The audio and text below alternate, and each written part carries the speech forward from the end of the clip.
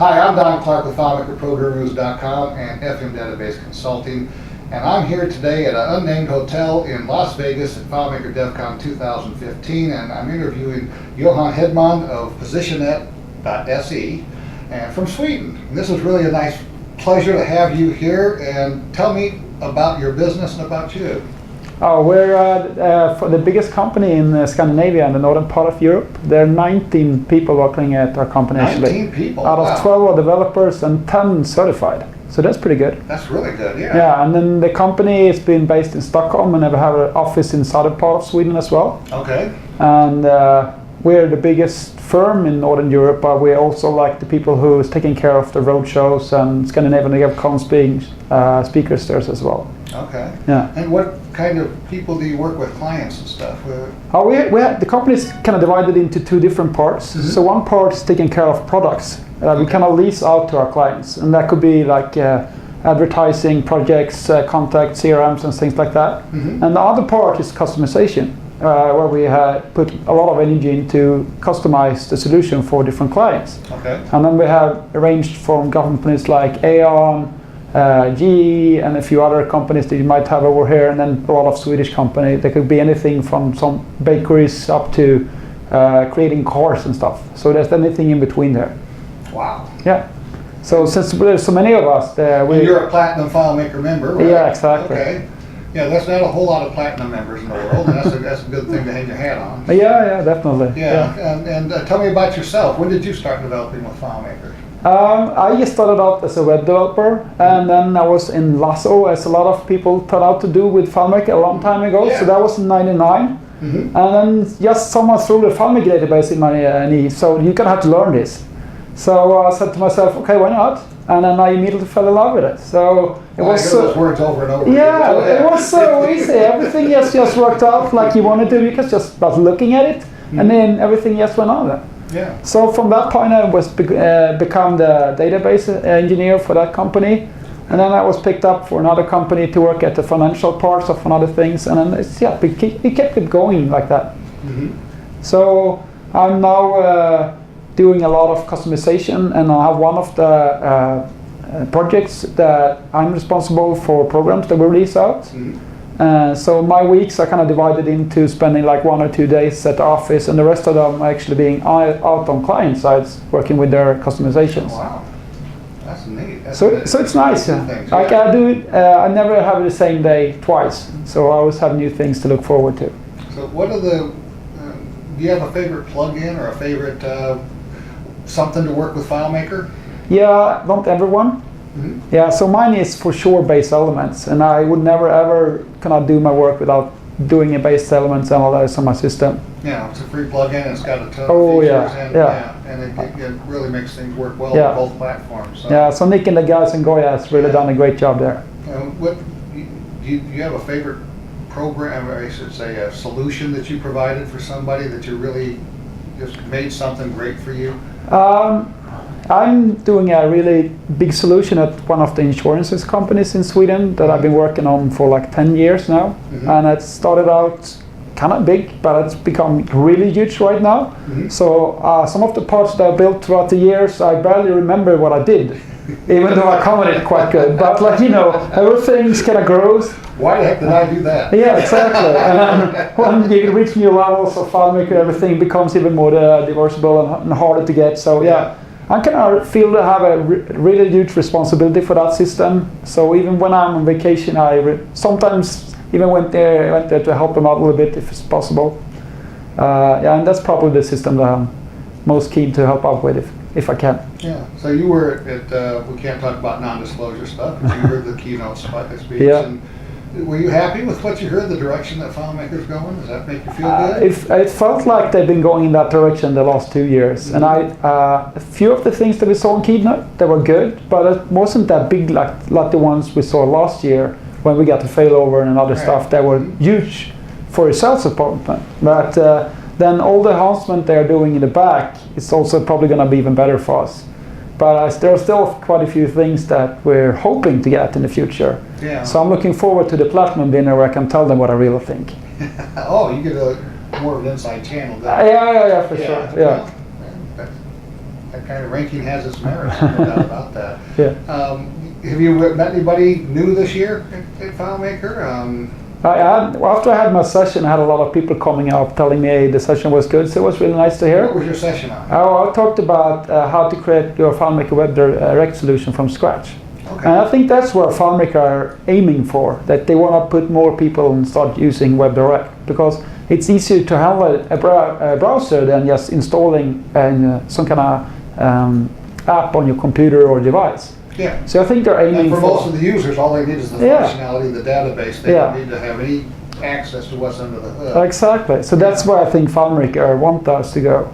So I think it's very important that the audience know what they can do and what they can't do, and that they start using it and level it with. And so in the future, they'll have a really neat solution that everyone can reach. Mm-hmm. So I think FileMaker is going that direction, and a lot of people are coming up to me and talk about that, and a lot of people. A lot of them is on their first year, and I think these are the people that we really need to reach, because those are the people that's going to be hopefully coming back here and maybe speak in a few years, telling us their story of what they've been doing, maybe WebDirect or whatever kind of solution they built. Yeah, one of the powerful features or things about the FileMaker community is people share. Definitely. And we were talking about that in some of the earlier interviews, and we definitely, guy here before you was Klaus Levent, a couple of interviews ago, from Denmark, and he's done a lot of stuff and shared a lot of it with the FileMaker community, and he loves that. He gets to meet people. He's got feedback from all over the world. My website gets feedback from all over the world. Yeah. I've got people that I know read it every morning because my post will go up and I'll get a comment. Yeah. And they're in.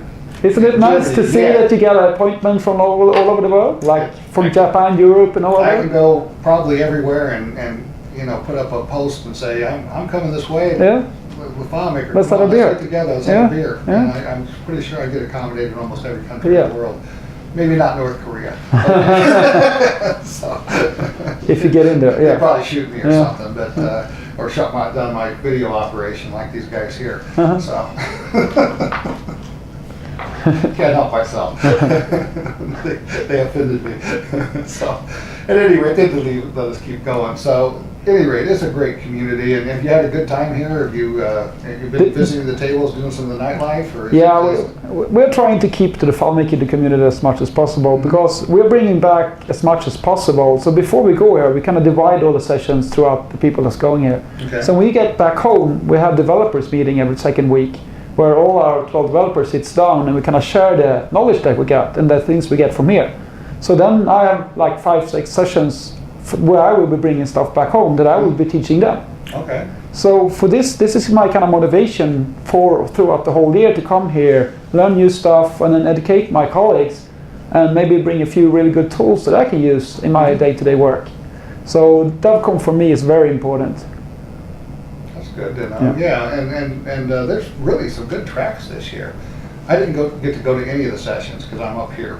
I chose to do marketing essentially, and building the blog traffic and so on, and it's been wonderful. I got to meet a lot of people. For me, my list was to meet a lot of the people that I had been reading and heard about, and seeing videos and all that kind of stuff.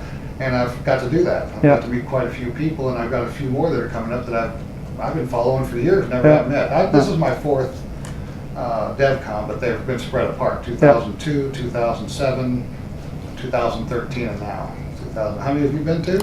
I started counting them actually when we saw the new T-shirt this year, the white one with all the different places we've been to. I figured out that this is my 9th. Your 9th? Okay. Yeah, so I've been to quite a few, and I started out in Palm Desert quite a few years ago. Oh yeah, that was 2007. I went to the 2nd in Palm Desert. I think there's been 3 of them. Yeah. Okay. Yeah. But I still remember going there, and I read the book Scriptology from Matt Petrovsky. Yeah. And at this time, this guy, he was like a guru to me.